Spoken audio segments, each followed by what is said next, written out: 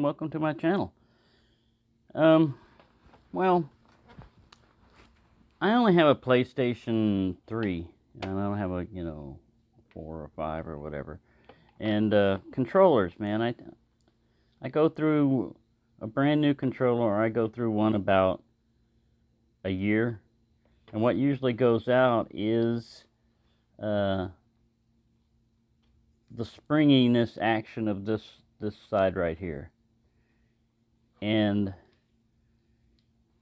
in this case, you would have to remove that whole controller.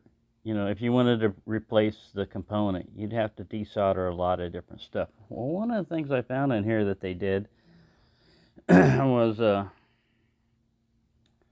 you look here, this is a solder bridge between positive and minus.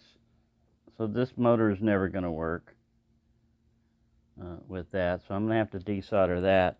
And then the process of pulling this out and goofing around with it, I pulled off the negative off of this one. So this is just the vibration stuff, for a shock controller or whatever.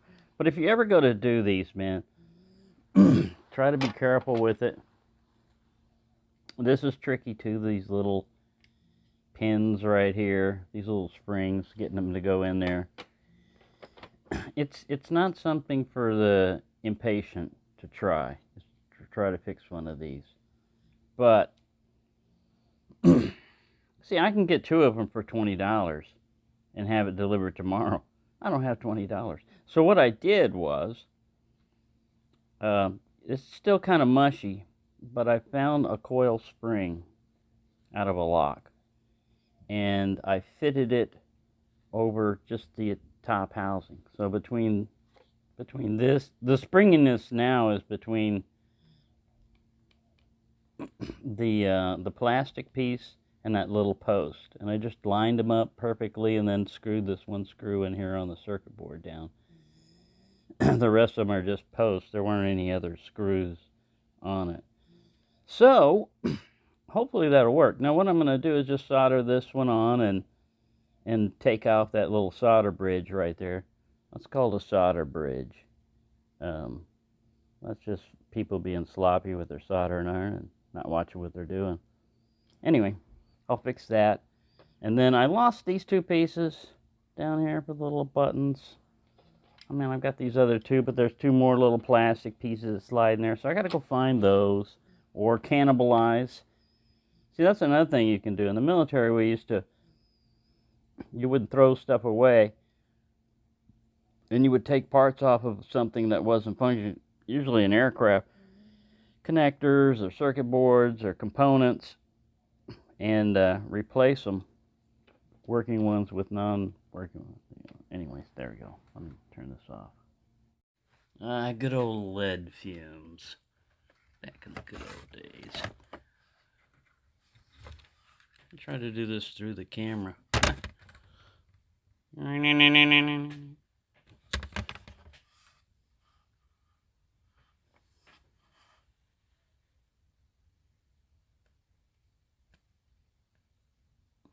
Unbridge yourself, I command you.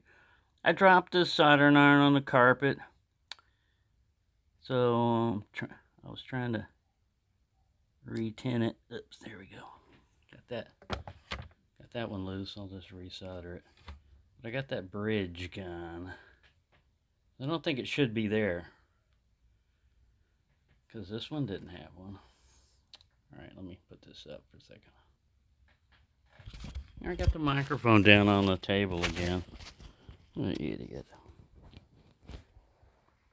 Alright, I gotta strip this guy. These are crappy little wire strippers, but yeah.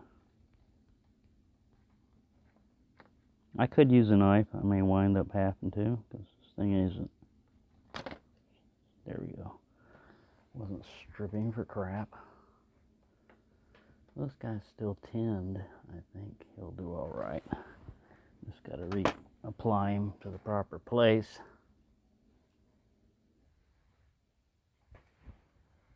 Where's my other crap?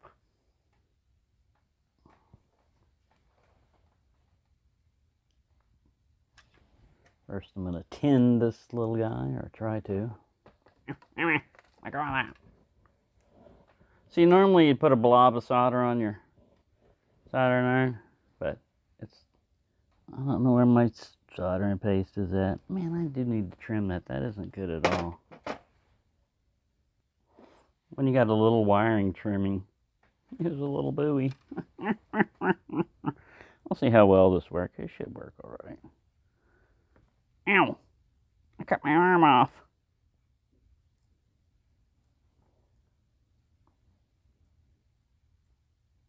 Yeah, it cuts in. You just gotta... You don't want to cut too much because you got little tiny wires here. There we go. Voila.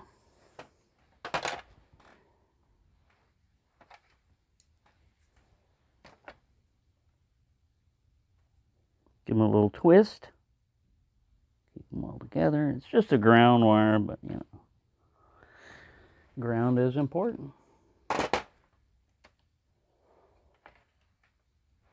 All right, let me see if I can zoom this up so people can see what the struggles I'm going through. I'm going through struggles. Slaughtering iron over here. Do a little slaughtering. Let's see if the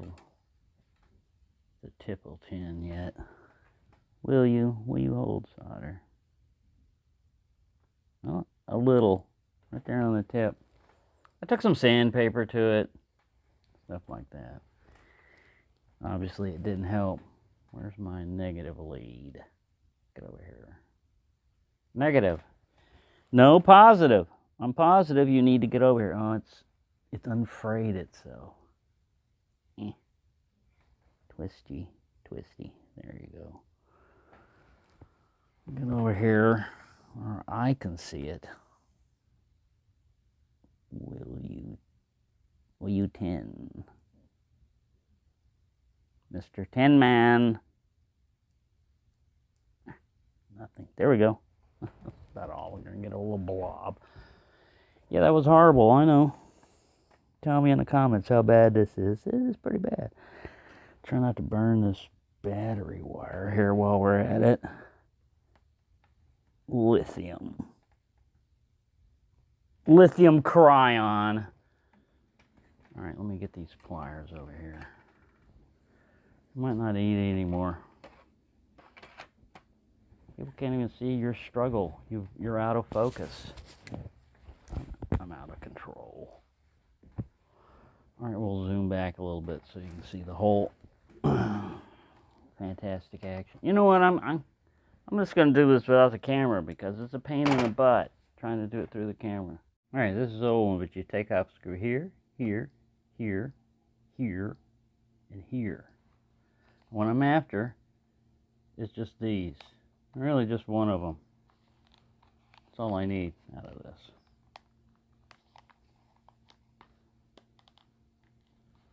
Yeah. Where I can see it.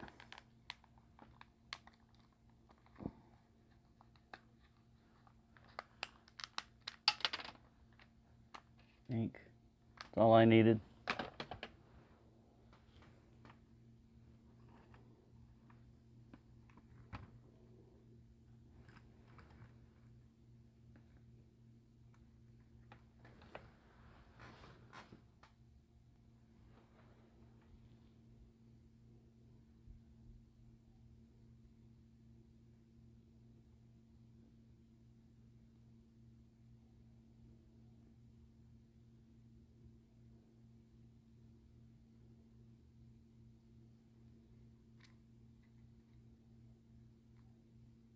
Go forward, you fool. Got him upside down.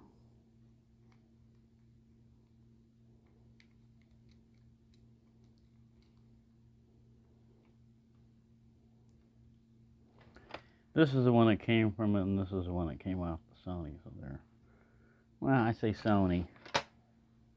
It says Sony on it, but it says made in China, so who knows.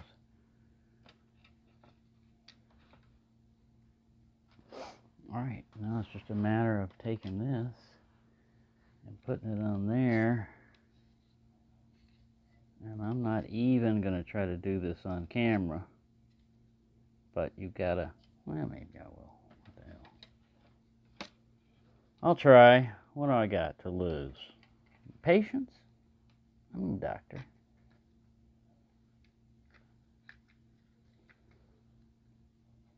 Alright, see these little tabuluses here? We gotta get them inserted. So let me go get a tool. A tool. You are a tool. Oh, we can use this. This might work. We just want to get it behind the spring behind the button.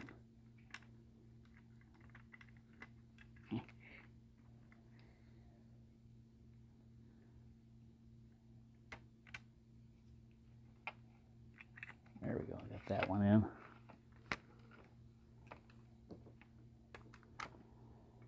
Get back, you. Get over there. Like watching a... Get in there. There you go. I think that'll do. I don't know if this is going to work.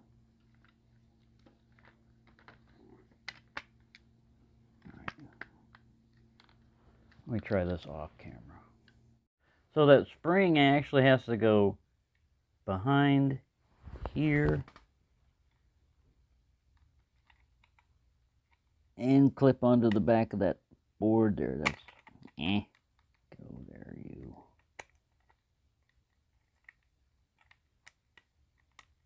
Like that. Thusly.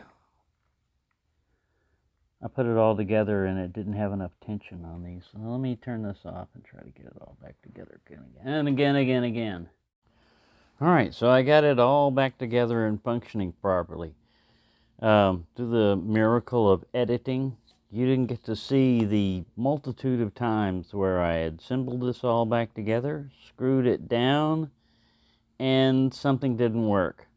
The button didn't work, or this wasn't springy, or this didn't work, or this didn't work, and so you disassemble, reassemble, and eventually, you get around to where it works.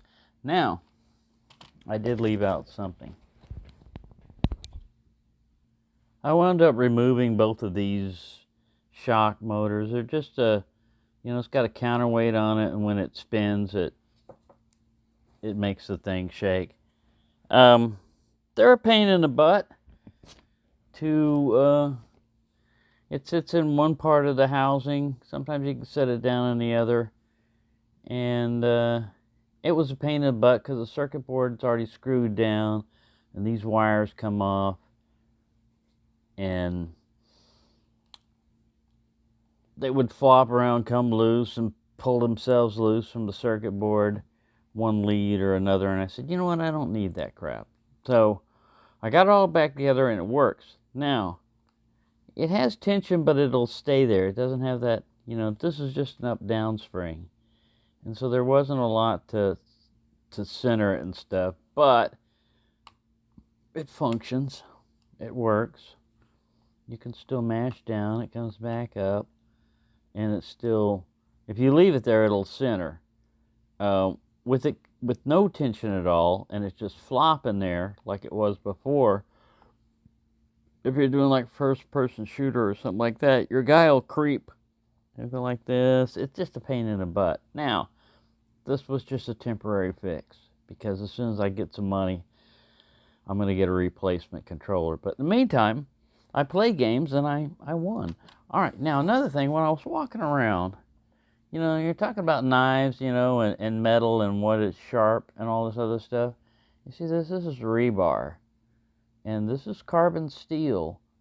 They cut off with a drill. But you see that edge right there? Man, I got super glue on it. But I was just carrying it in my hand, and that is so sharp. That edge is so sharp. Let me look at the other end.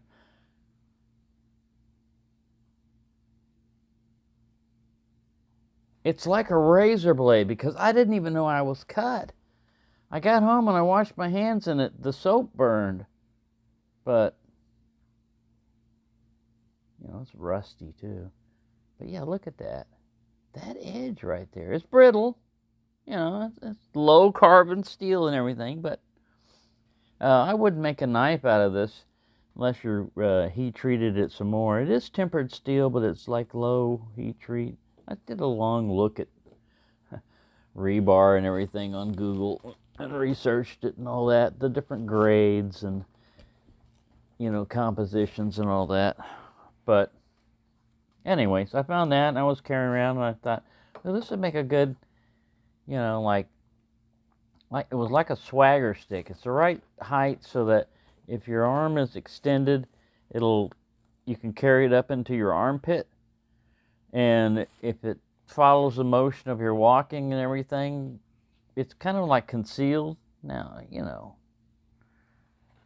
this is Texas. I mean, I can carry a firearm or a sword or anything else like that, so I'm not worried about that.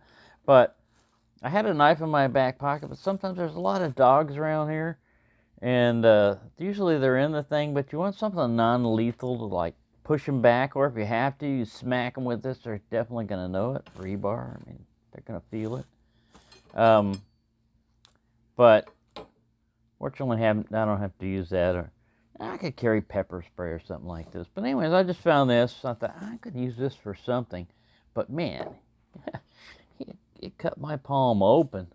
I mean, like all the way down through there. This is just leakage from the super glue. It didn't cut it down there, but it cut the palm open. And got this finger a little bit too. Just on the edge. I didn't even, you know, notice what's going on. But that's what happens when something's sharp. It'll cut you quick, and you won't even know it sometimes. It's so sharp. Until your air starts touching the open wound and stuff. So there you go. That's my adventure in PlayStation 3 assembly and disassembly. Man, don't ever make the mistake of turning it around like this and having all these little pieces fall out, which it did on me. They are keyed so that they can only go in one way, you know, if you do it right. And this is all one piece, but these are all 4 separate pieces. And this is a plastic, you know, rubber piece over that button will fall out too. I had to find that. Believe me, if it could be messed up, I messed it up. And you notice there's some missing screws. Now, that's another thing. That's where those little magnets come in handy, because I put a round circular magnet, disc magnet, on that tray that I was working on. I had that little Coca-Cola tray, keep everything there, and it kept all them screws stuck right there. They didn't run away, but I still managed to lose some and mangle the heads on the other, because I wasn't using my Weehaw set. I was using a El Cheapo set that was handy for screwdriver bits. But anyways, there you go. It's just a temporary fix. It's just one of those type of things that it's fixed it. It'll work. But the only thing that's wrong with this now, yeah, it won't do that too much. Like if you go like this, it'll just keep going. You know, if you're running forward, it's going to keep running forward. This one is the fire button. It's got a hair trigger on it. You just barely touch it, but it does, you know, come back. So if I wanted to really mess with it, I could adjust the tension on that. But see, this one's more positive. See how mushy this one is, because it's almost always engaged. Both those work. You know what? It's good enough. It's good enough for what I need right now. So I got a hair trigger. Anyways, thank you for watching, and have a nice day.